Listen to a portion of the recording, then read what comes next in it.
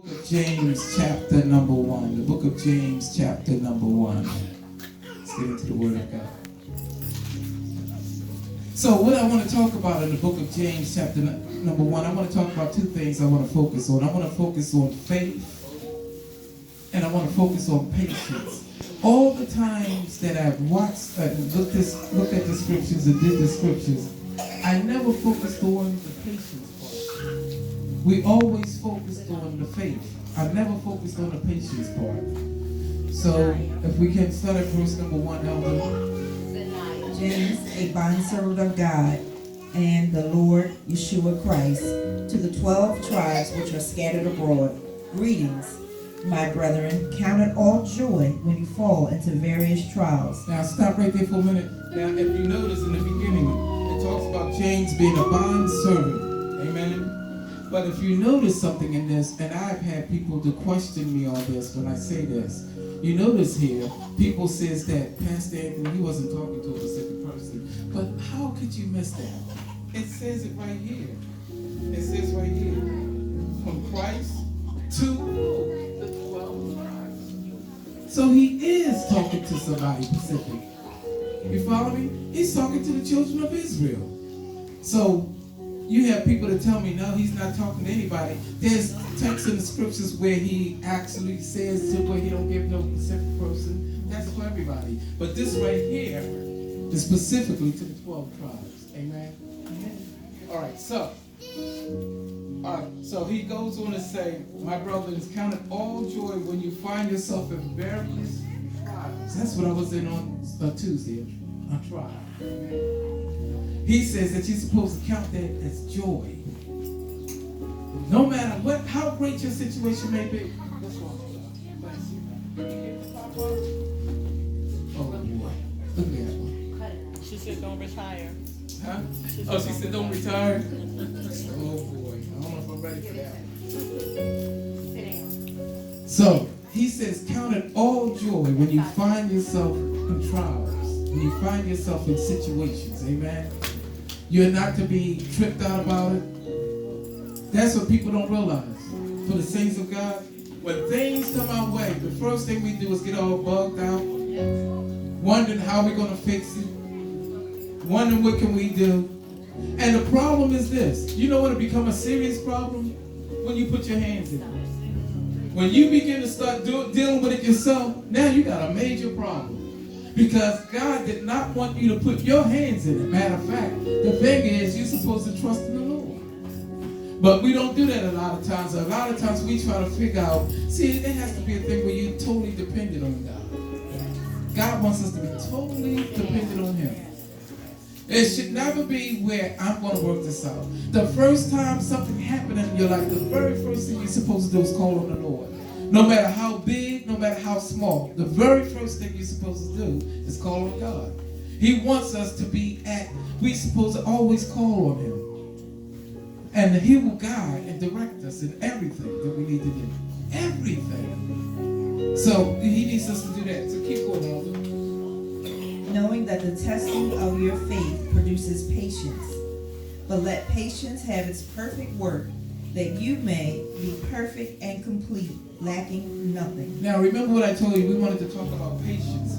Now let's do the meaning of patience. The meaning of patience is the capacity to accept or tolerate delay, trouble, or suffering.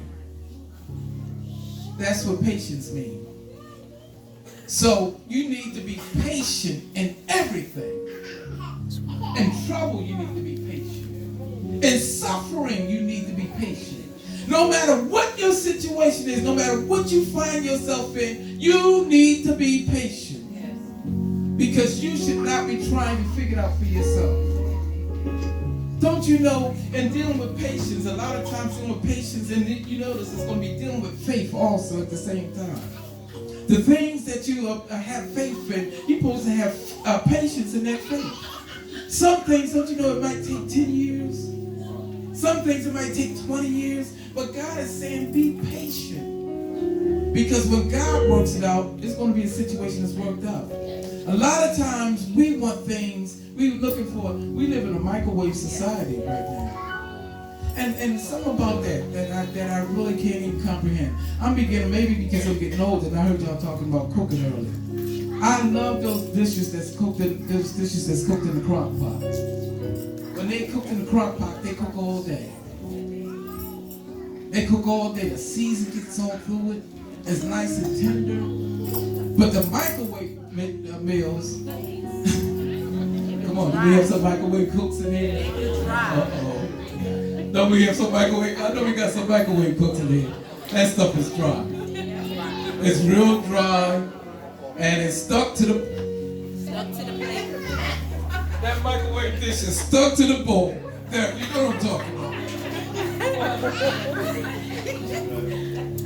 I'm telling you, and don't put that dish, that Tupperware dish, in a microwave.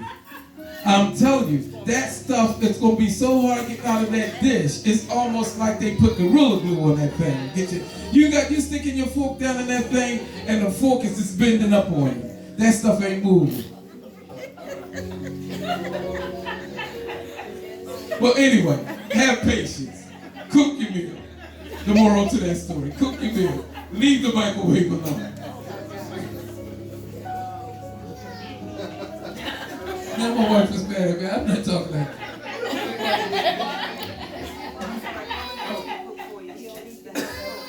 I'll get you fat. I'll put 20 pounds on you. Okay. Go ahead, Uncle Kelly, because this is getting to get deep in here. Go ahead, Uncle Kelly. If any of you lacks wisdom, let him ask of God, who gives to all liberally without reproach. Now, as you see here, we can ask God for the wisdom that we need. There should never be a time when you stuck. You follow me? There should never be a time when you're stuck, don't know what to do. Because the Bible just told us that when you find yourself in a place where you don't understand, or if you need the wisdom to be a guide, you're supposed to ask God for this wisdom. And God will direct you. God will show you how things are supposed to be. But it has to be a relationship.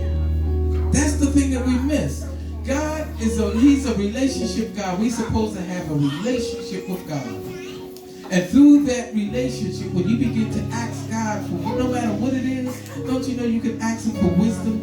And He will make you the wisest person in the things that you really need to do or get done.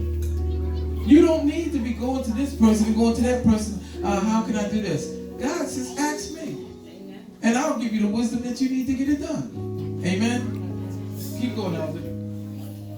Who gives liberally and without reproach, and it will be given to him. Now, as you see, there's no strings attached to this. There's no strings attached.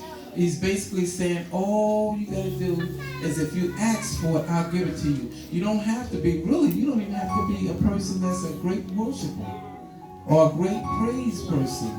All you got to do is know how to go to the right source. You just got to know the source to go to. Amen?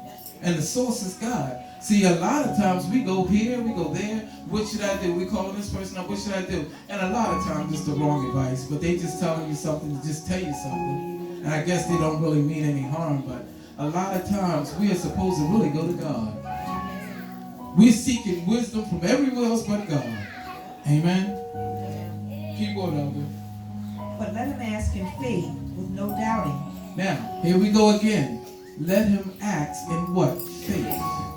Meaning, before you ask, you got to believe that he can do it. You follow what I'm saying? Faith and patience work together. Because a lot of times, when you ask something in faith, it's not directly given at that very moment, for the most part of it. It's going to be a period of time before you get it. So that's why you need patience. If you notice, it's still in the same text. It's talking about faith, but earlier it was talking about patience. And we did the definition of patience. Patience, when you think about it, no matter what the situation is, you're supposed to do it. You're supposed to wait. That's what patience is. You're supposed to wait. Faith is a thing that you're supposed to have with God. And he don't want you to waver. He don't want you to doubt. He don't want you to disbelieve. He wants you to believe that whatever it is that you're asking, that he's capable of doing it. Amen? Keep going, Alvin. For he who doubts is like the wave of the sea, driven and tossed by the wind. Now, check this out. If you have any doubts, then he says that you basically unstable. For the saints of God, there should never be any doubt. Because if you're doubting, then you're unstable. You're tossed to and fro. You follow me? You're going with the wind. Wherever the wind blows, that's where you're going. But you cannot doubt the power of God. Amen? You have to truly, truly believe that what you're asking, that God has heard your prayer. The thing about it is this. When I told you that I had the prayer on Tuesday morning, one of my prayers is this: traveling mercy. That's one of my prayers. Traveling mercy. I asked God to camp his angels around my vehicle, that no matter what happened, I'm going to be safe. So, God heard my prayer. And guess what? Not only did he hear my prayer, I believed it when I said it. You follow me? I believe when I walked out, no matter what happened, this vehicle's covered. That's what I believe. But I'm going to tell you something. You got to have that kind of faith. Amen. That right now faith. That right now faith is when you're in a situation. When they asked me to bring it back and I said, okay, that was right now faith. Amen. I believe right this very moment that even as I put this thing in gear, right now you're going to start protecting me. You follow me? I'm going to be safe no matter what happened. I know 100 is down the other end. I know one is steep hill. I know this bus don't have no brakes. But right now faith. Father, help me. That's right now faith. I'm believing that you're going to take me to where I need to go safely. Now, technically, I talked to my brother-in-law who's been driving for 40 years. He told me technically I didn't have to move that bus because anything that went wrong would have been on me.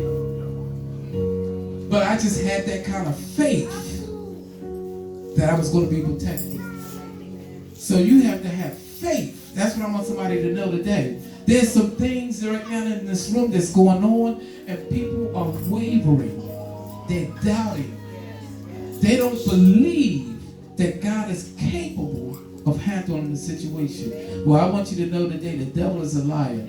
Your situation ain't big enough. He can handle your situation and my situation and her situation all at the same time without even blinking an eye. Amen.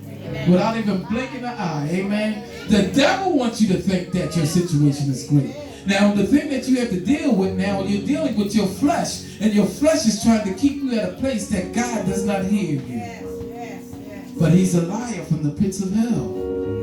Amen. Keep going out. For let not that man suppose that he will receive anything from the Lord, for he is a double-minded man, unstable in all his ways. Okay, go to verse 12. Blessed is the man who endures temptation, for when he has been approved, he will receive the crown of life, which the Lord has promised to those who love him. Now, let's talk about the temptation. Check this out something. This is something that you really need to understand. First of all, temptation, when you think about it, to a saint, the temptation is actually, what that is there for is to try to take you back to your past. That temptation is there to take you back to your past, because if you're saved by the Lord, you are delivered from those things. But that thought is there because of the flesh. And what happens is your flesh is warned against the Spirit of God that lives in you. Amen? So what it does is it keeps you in remembrance of your past. It keeps you in remembrance. It always takes you back to a place where you thought you had fun. But what you don't realize is now you're delivered from those things. You have now been taken out of slavery. Whether you know it or not, you have been taken, now you're taken out of slavery into the things of God, into light. But the enemy tries to keep you back in slavery by bringing thoughts in your mind. Now, you got to keep in mind, God he never tempts us. So if you're tempted by the things that's in your mind. If you're tempted by the things that's in your mind. Not somebody else's mind, your mind. And your mind is reverting back to your past. And your past will always try to stay there. What's happening is this. Your past, your flesh, constantly going to keep checking. your flesh is going to keep checking to see if you're saved. If you say you're saved, I'm going to keep checking. I'm going to make sure. I'm going to leave you for a while, and I'm going to come back. I'm going to come back with addiction. I'm going to come back with that spirit of smoking again. And see if you like to smoke. I'm going to come back with that spirit of lust again. To see if you have that lust spirit. That's what is happening. So it's your flesh that's warned against your spirit. Now it's up to you to put those things in check, because God does not give us a spirit of temptation. Amen. For God can't tempt nobody. Keep going. Let no one say when he is tempted, I am tempted by God. God can't tempt nobody. Because you know why he doesn't tempt anybody? Because then he wouldn't live as righteousness. You follow me? Everything that's dealing with God is pure, holy, sanctified. Temptation ain't something that will come from God. Amen? Why would God tempt you if you've been spent the last 30 years on crack? Why would he tempt you with crack? Amen. When he's delivered you from crack. So God can't tempt you with anything.